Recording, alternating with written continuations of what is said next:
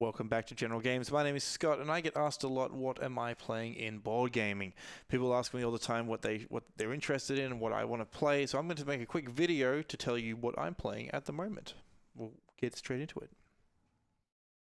So straight off the bat, we got Evidel, which is a worker placement game. I learnt this at Gen Con 2 years ago. I grabbed my copy there, and it's definitely readily available on the shelves now. So it's a worker placement game where you have cards and workers. Now, the componentry is beautiful. I think it's very important for a game to look nice. It's not essential for the game to be good, but I do think it is easier to get new players into board gaming if the games they look at are very pretty. And this game is very pretty. So there's a big old tree at the back which serves no other purpose other than look good. It stores the workers and some of the event cards, and it has a little nice nook for the deck, which is nice but not essential, but I do appreciate that it's there.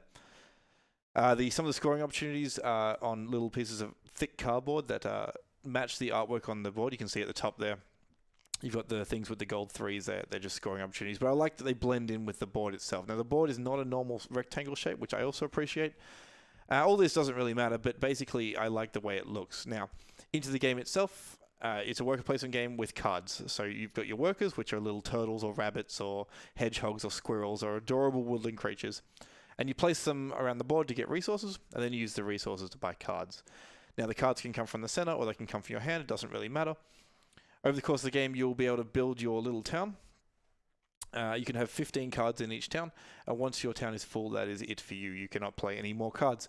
So it's an engine building game where you'll have different types of cards that'll give you sort of resources and scoring opportunities for different things, and you've just got to build your town better than the other players build their town. There's minimal player interaction apart from the competition on the board in classic worker placement style.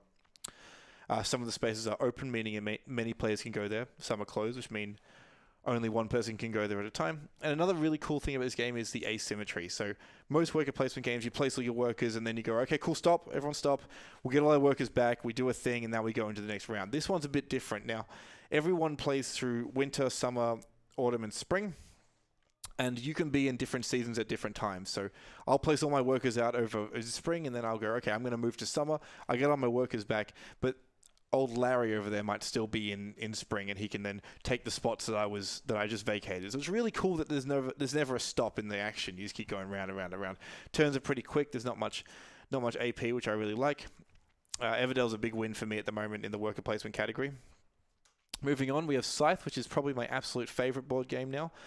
Jamie Stegmaier is one of my favorite designers. It is a beautiful 1920s alternate history where instead of doing reasonable things, the country's all made giant mechs. So we've got sort of fake names for the different sort of nationalities. You've got Republic of Polania, Nordic Kingdoms, Crimean, Roosevelt, and Saxony. So these are they're like Earth-esque names, but they all build giant mechs. It's very cool. So then each nation is led by a leader, and there's beautiful money and stuff. Now, the game itself is not a war game, despite what it looks like. It looks very much like a war game, but combat is actually pretty minimal. So you have your mechs and you have your characters and your miniatures and your workers, and you roll around the board having a good old time, but it's more of an area control game. So you can win combats, and winning combats will get you some stuff, but it's not the be-all and end-all. Everything you do in the game is multiplied by your popularity. As you can see on the left there, the track there is a popularity track. So having resources is good, having areas is good, and then having stars is good. Now, stars is the lifeblood of the game. Basically, there are 10 opportunities to get a star, and that's things like winning a combat, as I said before, having all your workers, building all your mechs. Just doing things will get you stars. You can only do 6 things, so it's a good way when you're teaching the game to say, hey, there's 10 things available, focus on doing 6 of them. Once you have your stars and your things and everyone's finished, you then score your points based on your popularity. So if you just stomp on people, you'll lose popularity throughout the game. So unlike other war games, when you can, it's encouraged to just wreck on the sort of weakest player, Cythe doesn't actually give you anything for doing that. They even take something away. Like if you just stomp on someone's workers when they're undefended, you lose popularity. So you're not going to progress your own strategy by knocking other people out of the game, which I think is really cool. So that's on the surface how it works, but in more detail, you have a player board, and it has 4 actions on it, and you can take each action only once at a time. You got to change actions every turn, and you do the top row, then you do the bottom row. I'm not going to go into the full rules here, but Cythe is a really cool sort of engine building game with area control and a little bit of combat, but it's sort of a masterclass of all the different things mixed together. So moving on now, this is a very small game made by ELO, I think. It's called Little Town. It's small as Little Town. Yeah, I love it. 45 minutes. It's a very simple worker placement game. Now, it's similar for me. I think it's replaced Stone Age for me. So when teaching worker placement games, it's good to get like a sort of basic idea of what's going on. In Little Town, you play on a really small board. It's only about like this big, if you can see it's only about this big. And it's really simple. You place a worker on the board, you get everything around it. So if you top left there, you see that red guy. He's next to a mountain, so he gets stone, a tree, so he gets wood, and a lake, so he gets fish. Simple as that. That's his turn. He plays a thing and then gets those 3 things. Then someone else might go, they might play down the bottom with the tree and the lake, and then she might get a wood and a fish, and et cetera, et cetera. It's a very simple game. You use the resources to build buildings. The buildings go on the board as action spaces, so when you place your workers next to them, you do what the building does. I love this game because I've read the rulebook once. I've never had to go back to it. It's super easy to play. You have to feed your workers every turn, which is a good tension, and it sort of shows off the core mechanisms of a worker placement game. You can feed your workers fish or wheat, and there's no wheat on the board until you build the wheat fields at the bottom there. Absolutely fantastic. Such a quick little game. Highly recommend it to keep in your bag if you just have like a downtime with some friends. You want to crack out something simple. Absolutely beautiful. Now, Tapestry is another Jamie Stegmaier game. I'm a little bit biased. He's definitely one of my favorites.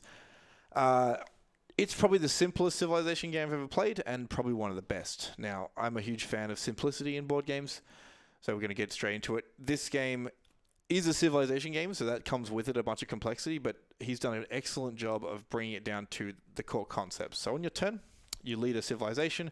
You can either take income, which is a simple income action. It just progresses you through the game. You'll only take income 5 times, so you want to be sparing with that. Or you can go up one of the 4 tracks, which is the thing you'll do the most. And going up a track is easy. You pay the resource cost at the top of the track, and then you move your little colored cube 1 space and do the action. Now, the actions are all on icons. If you get confused, they're all in the rulebook, but I think, honestly, they're all pretty straightforward. And the complexity comes from the players and the interaction and the strategy. So there's lots to do in Tapestry. There's a military track where you go up and you take areas and you expand the board in the middle. There's a tech track where you go up developing technologies and getting sort of residual bonuses.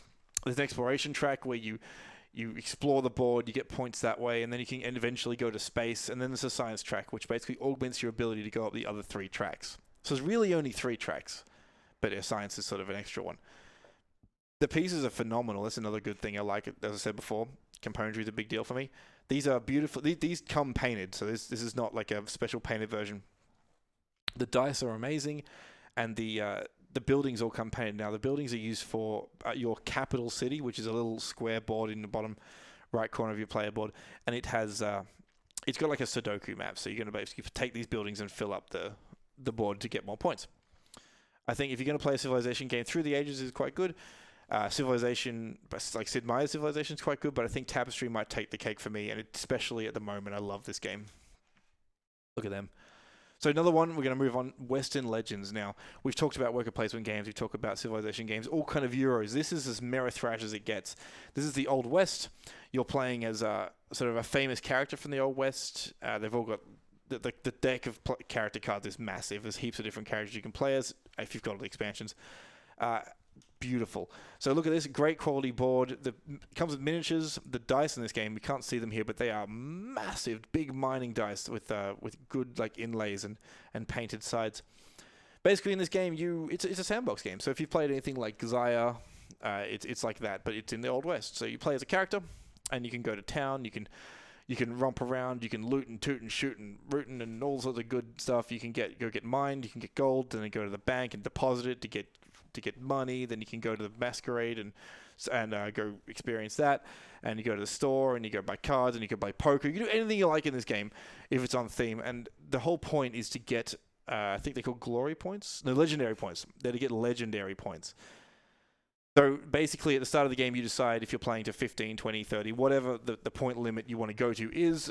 And then everyone plays until somebody hits that point limit. Then everyone has one more round and you see who is the most legendary Western character. Really fun. It's actually surprisingly simple to learn. I've played this with a few different groups of different sort of demographic of gamers. Everyone had a great time. Being able to play poker on other people's turns, like actual poker with your poker cards, because the game has these sort of regular playing card deck with actions on it, so you can use the cards for multiple different things. Really good way. The combat's not completely random because you use the poker cards, so you're both playing a card and see who's the highest one will win. That one I like that sort of combat because you can go in knowing at least, hey, I'm sitting on a king and a jack, and I can like go in, and unless they have an ace, I'm going to be fine. And I've got this way of augmenting the combat. I really like that combat isn't just a rolling dice and see who wins, which is often the case in these board games. But yeah, Western Legends, it's an absolutely beautiful game. You can see all the cool stuff here. There's a wanted track, there's a martial track. You can spend your time being a law dog or a wanted character. You can be a bandit. And you get points in different ways. So the bandits get points per turn. So if you're wanted and you're running around the board doing illegal things, you'll get legendary points per turn. And the marshal will get all their points at the end of the game and at certain points during the track. But they have the ability to arrest the wanted players. And if you get arrested as a wanted player, you go right back to the start of the track. And you essentially have to start your life again. Or you can move to a more wholesome life as a sheriff or a law dog. It's something to think about. But yeah, big fan of Western Legends. Very surprised. I've played a lot of sort of Ameritrash games. I wasn't a huge fan of them. This one. Now, Monikers, we actually made a video about earlier. I wasn't going to make a whole another video of it now, but I did want to put it in my list because this is probably my favorite party game at the moment. It's similar to the open domain game Celebrities. You have a card, and it has like a name and some description on it, and you have to describe that to your teammates, but without saying the word. Like, so if it's Pavlov's dog, you can say anything you like, but you can't say Pavlov or dog, and you've got to get them to guess it. Now, I'm not going to go too much into this one because there is a video. It's in the description below. Click on that, and you can watch me and Elly describe it, and we actually play a round of it, which is really cool. But yeah, I didn't want to leave it off my list because it is one of my games I go to pretty frequently if I'm looking for a nice party game. So that's all of them. We're going back to the main cam now. That's been my sort of, was it 5 or 6 games? I don't actually remember. List of heavily rotated games right now, and if you have any questions, hit us up on Facebook. You can message the store, and it'll get to me eventually. But yeah, thanks for watching. Hey guys, it's Elly. If you liked that video, make sure you hit that like button and subscribe for more interesting content. You can also follow us on Facebook for more information and events. Likewise, follow us on Instagram for those behind the scenes photos and videos. See ya!